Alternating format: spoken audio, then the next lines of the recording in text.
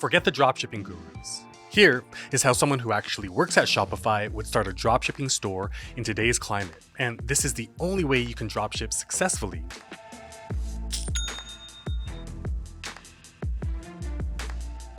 Dropshipping is such a popular business model for beginners because it doesn't require you to hold any inventory or pay for products upfront. With so little investment needed, the ability to work from anywhere, and the potential to make hundreds of thousands of dollars per year, it's absolutely still worth getting into if you know how to do it right. Want in on the action?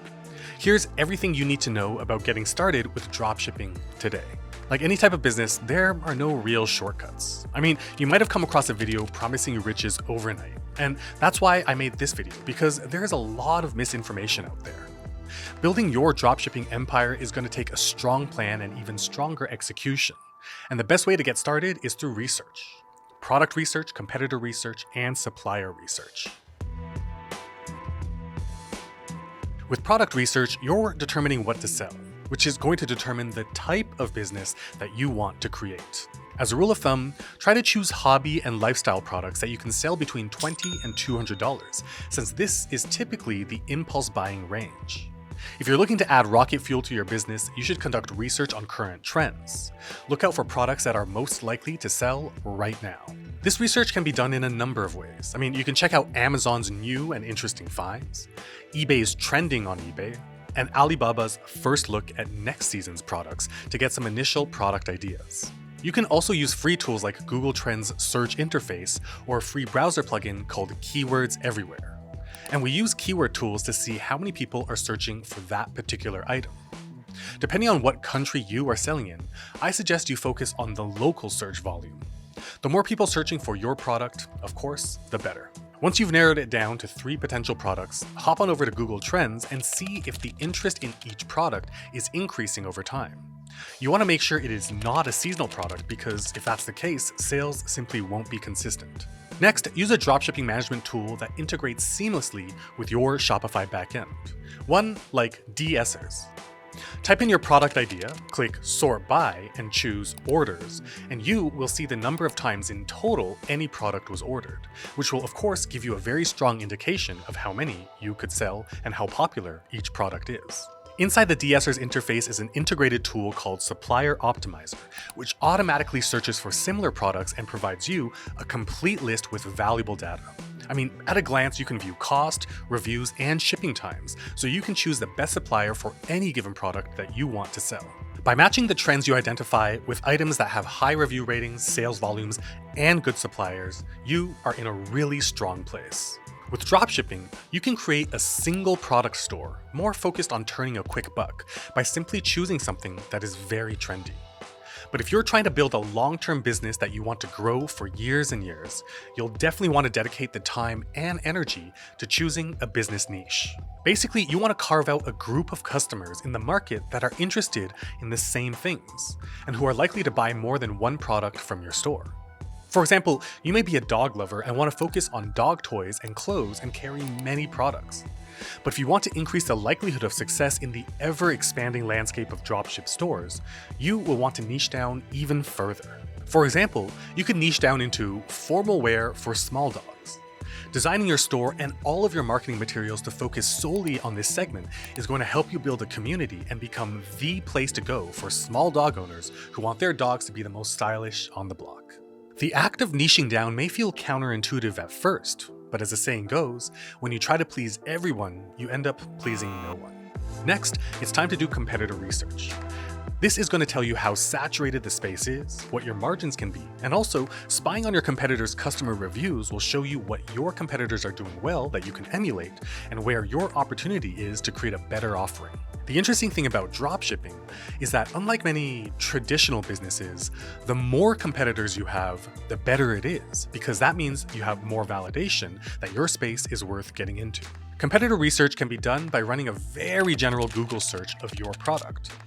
That first page of results will be some of the most successful players in the space you're looking to penetrate, and you'll want to make a note, dig through their pricing, reviews, and even add things to cart and pretend to check out, all so you can see what they're charging for shipping, how long their shipping takes, and all that jazz.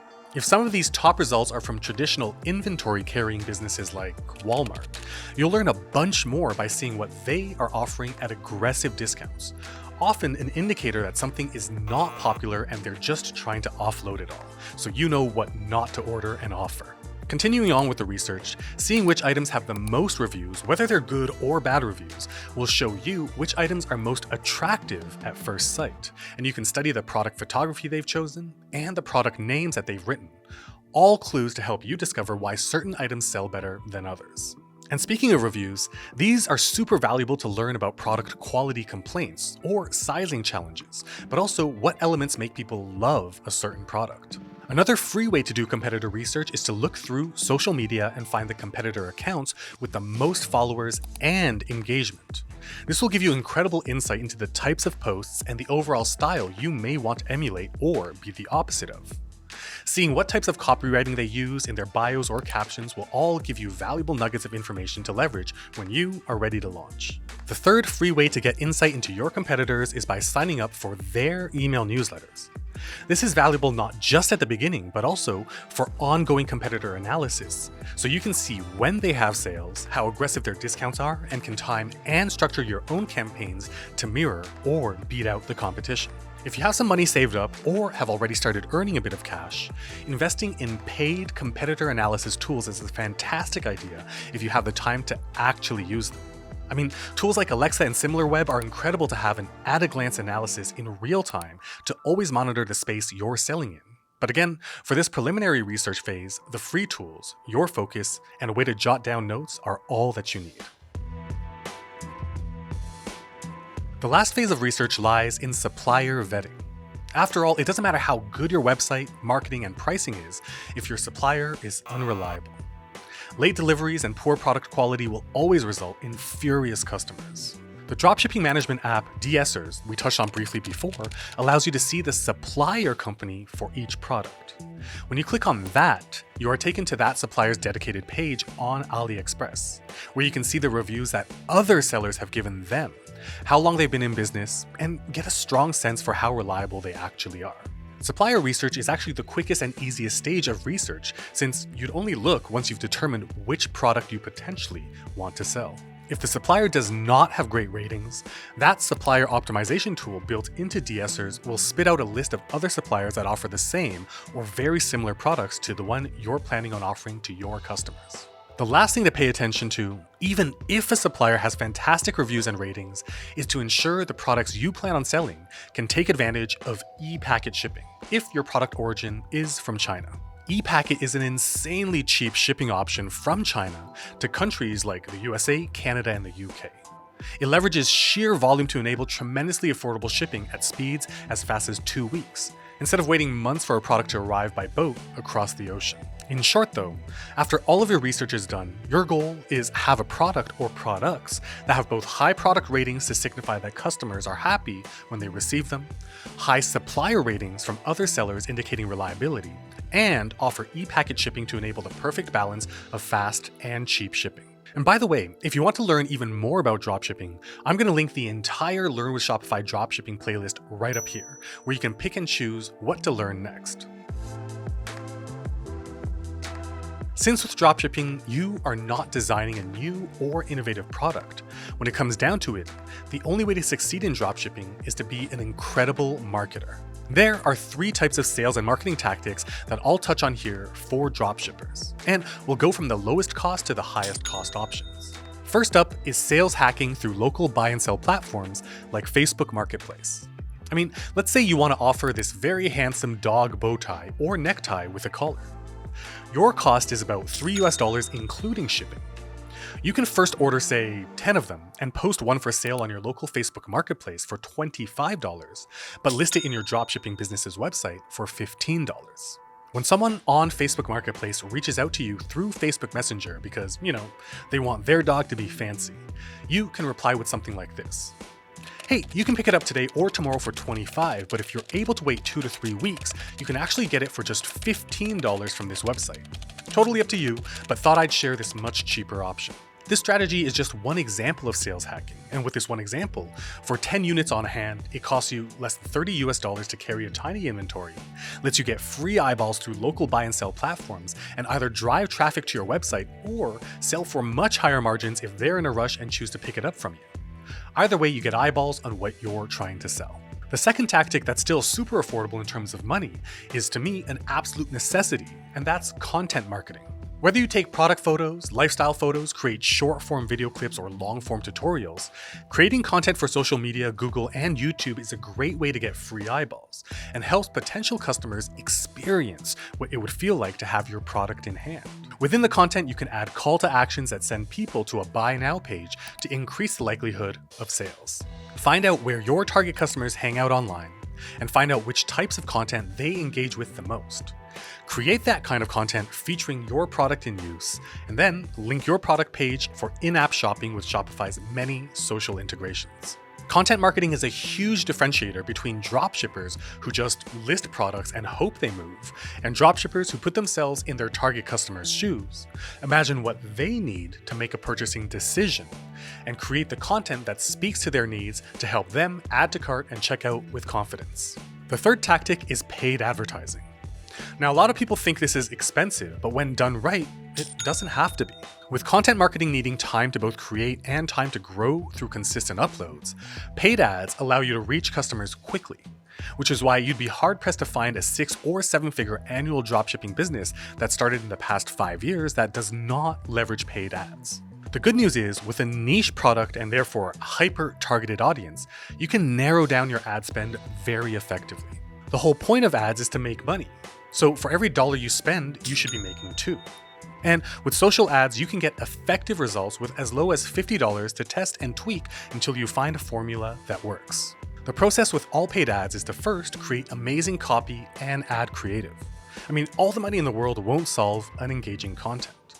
The only investment this part requires is brainpower. Next, understand your costs of doing business as well as your margins on your products, which will inform you of your minimum return on ad spend. Next, you create your ad campaigns and set your budgets and financial targets in order to hit that minimum return on ad spend. So as long as the sales you generate through ads outpace your ad spends, you are in the green zone. The ongoing job after that is to test and optimize your targeting and your ad creative to widen that gap so that each advertising dollar returns more and more into your bank account. Find the formula, tweak the formula, fund the formula, and continue to optimize the formula to earn more and more money. Understanding ads of all types can be an hour-long video on their own, so I welcome you to check out our in-depth tutorials on Facebook and Instagram ads in this playlist that I'll link right up here. With marketing and sales tactics that'll differentiate you from the crowd, it is now time to move on to analytics-informed improvements. As you start your business and reach your first 50 sales, you should really start to be able to study analytics. Analytics in your Shopify backend will show you in clear numbers, valuable insights including raw sales data, shopper behavior, and financials like your profit margins. When it comes to sales analytics, understanding your conversion rates between product page visits and sales will help you determine what works and what doesn't. As just one example, maybe you notice 2 similar products you offer are selling at wildly different volumes. Maybe it's the product description. Perhaps it's the product photos. Maybe it's the pricing. Isolate each variable and test things out to see if the numbers improve. Customer behavior analytics are worth paying attention to as well. Pay attention to where your customers are coming from so you can optimize your marketing and landing pages. When it comes to financial analytics, looking at your profit margins on all of your SKUs can inform you on what products to feature more prominently, whether in social media posts, paid ads, or heck, even in the featured product section of your website. Learning to read, interpret, and action against your analytics is an ongoing task. And the good news is, the more you learn, the better you get. And the better you get, the more sales you make. And the more sales you make, the more you can offer. And the more you can offer, the more you learn. And the positive feedback loop continues as you grow and scale to higher and higher profits. Extracting, interpreting, and actioning analytics is yet another gigantic differentiator between those who just start a business and those who actually continue to do business. Lastly, especially if you're looking to build a brand that stands the test of time, is customer service. There are many dropshippers who have done damage to the industry by accepting failures to their customers as just part of reality.